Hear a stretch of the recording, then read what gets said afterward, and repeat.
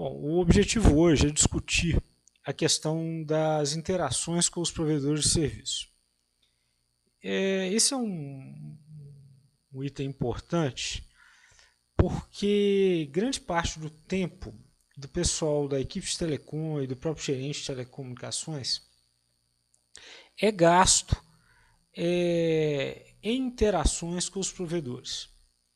Sempre lembrando que numa grande área de telecomunicações, grande parte do trabalho de instalação, cancelamento, alteração, manutenção são executados por terceiros, normalmente pelas operadoras. Nesse contexto, a gente normalmente observa uma grande ineficiência nessa interação. E essa ineficiência ela ocorre em função de 6 fatores típicos. Tá?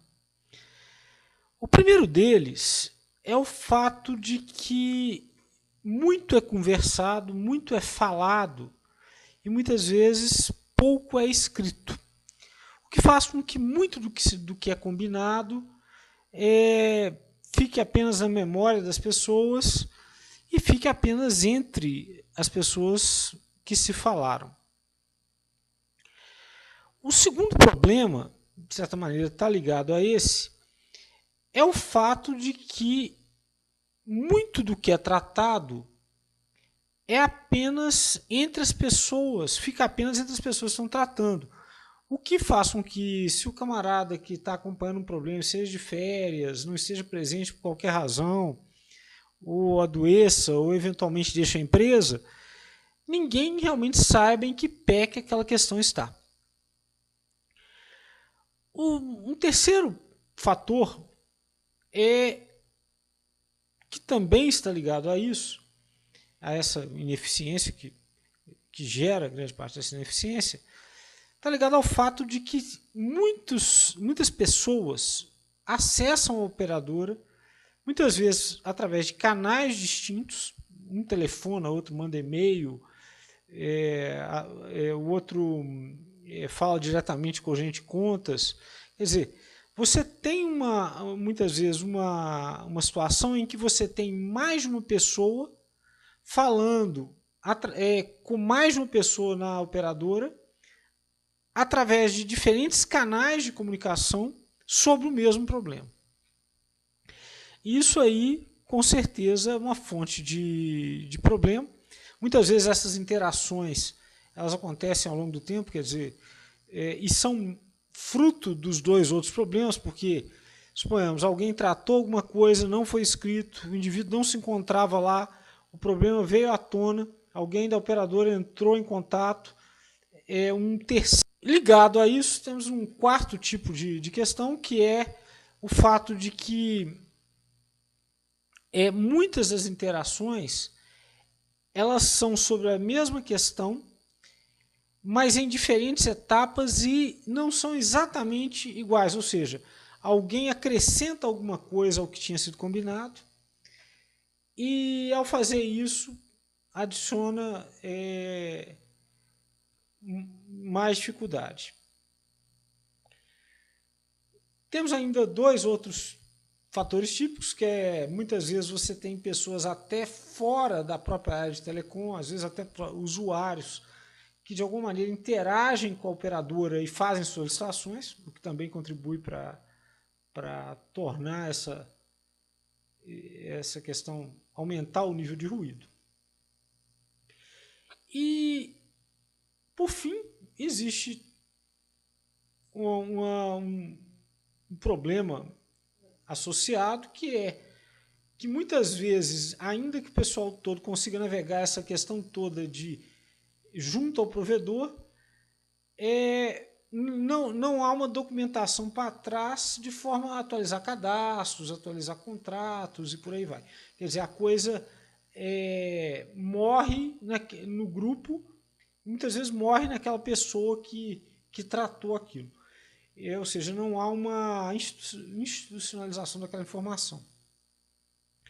Esses 6 fatores, eles geram um cenário em que muitas vezes você chega numa área de telecomunicações, você observa as pessoas extremamente ocupadas, mas quando você observa que está sendo tratado de uma forma mais próxima, você percebe que grande parte daquilo ali é retrabalho, em função desses problemas que a gente mencionou, em função do fato de que quando as solicitações são feitas, nem todas as informações necessárias foram providas, então exigem contatos posteriores para que novas informações sejam complementadas.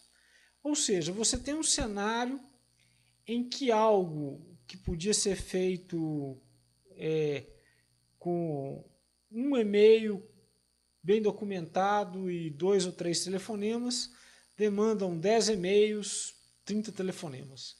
E geram toda sorte de desencontro, e bateção de cabeça e atraso, extremamente deletério à eficiência da organização e à eficiência do uso dos recursos entendidos nesse contexto como o tempo das pessoas, na resolução de problemas. Para nos ajudar a entender como esse trabalho da área de telecomunicações, de interação com os provedores, pode ser organizado, o primeiro passo é a gente tentar classificar as interações de uma forma padronizada. 99% das interações elas caem em 5 tipos que são basicamente solicitação de novos recursos, solicitações para cancelamento de recursos existentes, solicitações para alterações em recursos existentes, solicitações de manutenção e solicitações de questionamento quanto a problemas de billing.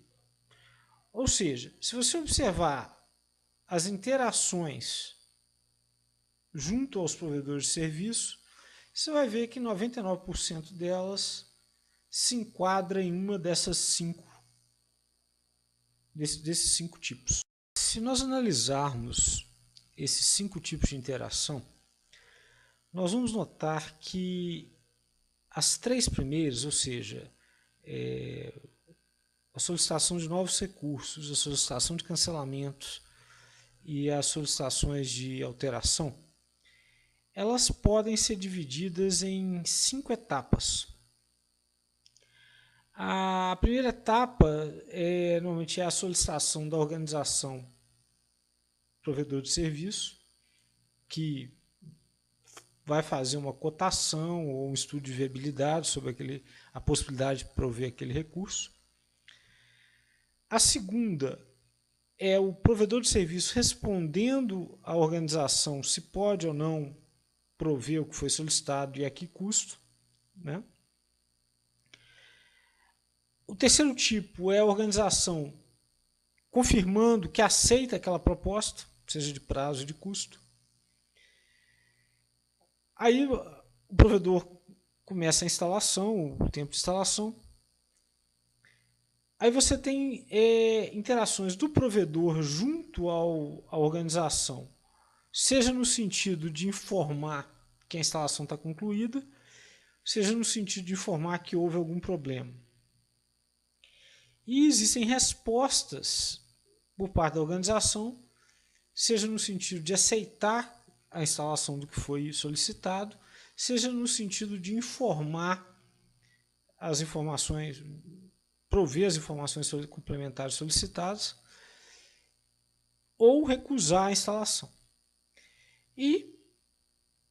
Ou aceitar, né, como diz. Então, normalmente essas 3 tipos de pedido, normalmente tem esses 5 tipos de etapas nessa interação. Já a solicitação de manutenção e a solicitação quanto a problemas de billing, A de manutenção ela não tem etapa de prover um orçamento ou prover um estudo de viabilidade, e nem de aceite, ou seja, basicamente a organização pede a manutenção e o fornecedor informa que está ok ou informa que tem algum problema, e a organização responde essas informações, ou dá o aceite ou recusa, ou diz que não está ok ainda. E no caso de billing, similarmente, a organização questiona o problema, o provedor responde o que ele acha que está certo, a organização concorda ou não, ou seja, aceita aquele cálculo ou não. Ou seja, a gente tem normalmente 5 fases nesses 3 primeiros tipos e 3 fases nesses 2 outros tipos. Isso, de uma maneira geral, como já mencionamos, absorve 99% das interações. Ou seja, se nós pegarmos em um dado momento todas as interações em curso entre a equipe de telecom e os provedores de serviço, 99% delas estarão classificadas nesses 5 tipos, e dentro desses 5 tipos elas estarão classificadas dentro dessas fases que acabamos de discutir. Agora que nós já conseguimos estruturar as interações que normalmente ocorrem com os provedores de serviço, tanto em termos de tipo como de fases, fica fácil de ver onde os principais problemas normalmente acontecem. E esses problemas, eles acontecem normalmente, são de 3 naturezas normalmente. A gente poderíamos organizá-los dessa forma. O primeiro grande grupo de problemas está ligado à falta de informação. Ou seja, quando um pedido é feito, nem todas as informações necessárias à sua execução são encaminhadas.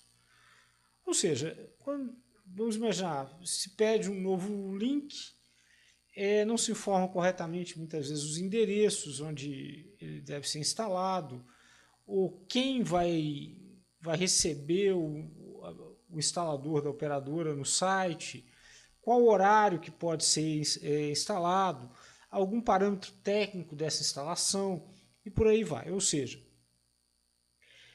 você faz uma solicitação é feita, mas nem todas as informações que seriam necessárias para a correta execução daquele pedido são encaminhadas, o que exige contatos por parte do provedor de serviço com a equipe de telecom para complementar dados que, em teoria, deveriam ter sido encaminhados logo quando o pedido foi feito. Quer dizer, então esse seria o primeiro grande problema, digamos assim. Não se faz os pedidos com todas as informações que seriam necessárias, o que gera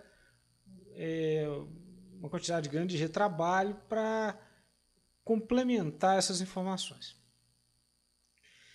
Bom, o segundo grande grupo de problemas está ligado à dificuldade de compartilhamento de informação, ou seja, alguém faz um pedido e o resto da equipe não tem como saber ou não tem uma visão do que foi pedido e do que foi tratado. Isso faz com que toda vez que algum problema surja em relação àquela solicitação e o indivíduo responsável não esteja lá por qualquer razão, alguém tem que ter todo um trabalho de desenterrar do que se trata, como em que pé que está. Mesmo que isso se dê, exista algum mecanismo de compartilhamento de e-mails, ainda assim, muitas vezes exige algum esforço por parte de quem está sendo acionado para se inteirar do que está acontecendo. Ou seja, existe uma dificuldade de compartilhamento de informação no grupo, o que gera retrabalho, né, nesse processo.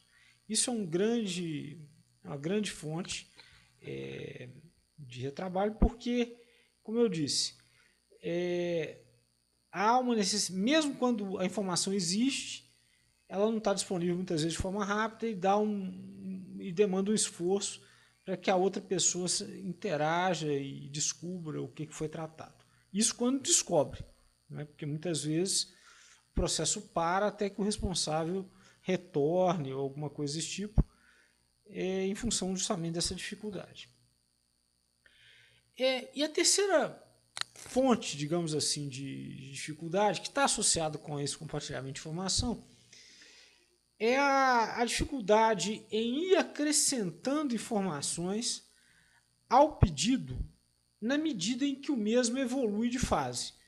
Ou seja, suponhamos que solicitei um novo recurso, ou solicitei um cancelamento, alguma coisa, houve uma interação por parte do provedor com alguma pendência de informação, ou alguma dificuldade, e isso foi discutido, mas ninguém acrescentou essa discussão nesse pedido, de forma que, à medida que ele for evoluindo de fase, se for outra pessoa que passar a tratá-lo, ele não tem esse histórico, o que gera mais trabalho para que essa compreensão se dê, ou seja, não há um compartilhamento de informação, como já mencionado, e não há um compartilhamento na evolução das fases.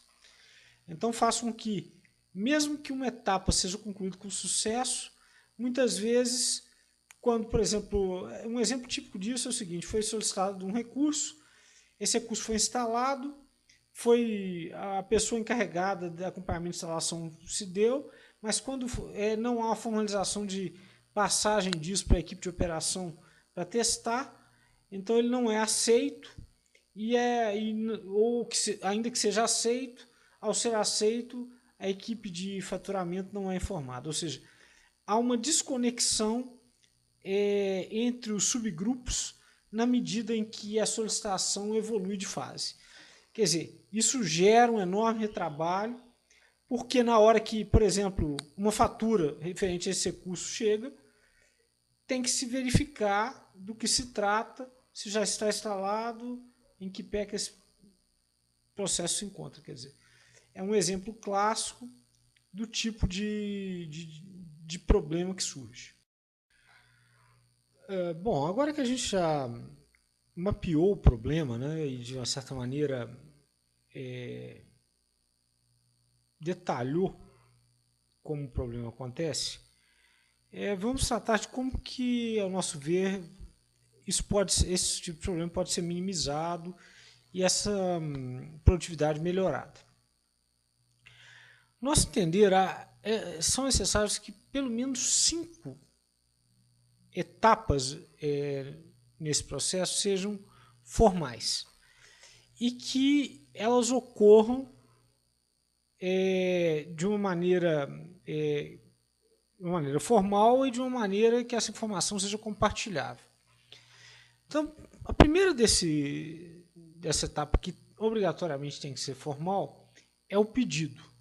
Ele tem que ter uma numeração identificando precisamente, o identificando de forma única, e deve contar com todas as informações necessárias para a execução da tarefa. Esse pedido ele tem que ser respondido pelo provedor de serviço, e normalmente a resposta tem que incluir a confirmação da viabilidade ou não, se a operadora consegue ou não instalar o que foi solicitado, qual o prazo e eventualmente a que preço. Essa resposta também tem que ser formal. Na sequência, o terceiro passo é a organização, dar o aceite formal dessa resposta ou declinar formalmente também. Nesse momento, começa a contar o prazo de instalação do que foi pedido, ou de cancelamento do que foi pedido, ou alteração. E quando de fato foi executado o que foi pedido, a operadora tem que comunicar, o prestador de serviço tem que comunicar formalmente a organização desse fato, juntamente com todas as informações técnicas relativas ao recurso. Nesse ponto, a organização tem que responder formalmente, testando e dando aceite ou não no que foi executado. Ou seja, verificando se o recurso foi de fato instalado, de fato cancelado, ou teve algum dos parâmetros de fato alterado. Esses 5 milestones, eles têm que ocorrer de forma formal e de uma forma que a informação contida nesse pedido formal seja compartilhável. E é claro que entre esses 5 pontos, né, de controle, digamos assim, pode haver diversas outras interações, mas esses 5, pelo menos, eles têm que ter o registro formal e têm que ser compartilháveis. Se isso for conseguido, grande parte dos problemas normalmente são resolvidos. Não quer dizer que vai ficar uma situação perfeita, mas já melhora muito. E é claro que, por exemplo, no caso de manutenção, nós não teríamos a fase de pedido e estudo de viabilidade e aprovação de propostas, quer dizer, esses 2 primeiros milestones não precisariam ocorrer. E no caso de billing, também não. De questionamentos quanto a billing, também não. Mas, de qualquer maneira, esses 5 pontos tipicamente têm que ocorrer, ou os 3, dependendo do tipo de request, né? E nós temos que ter em mente o seguinte: a operadora, ela normalmente são empresas grandes, elas têm processos estruturados internamente, mas elas também trabalham amplamente com terceirização. Então, esse controle de processo dentro da operadora muitas vezes não é bom, e a adoção desse workflow em 5 etapas, ele facilita muito, inclusive, do lado da operadora. Então, é um tipo de estruturação de processo que faz toda a diferença em termos de ganho de produtividade na equipe de telecom.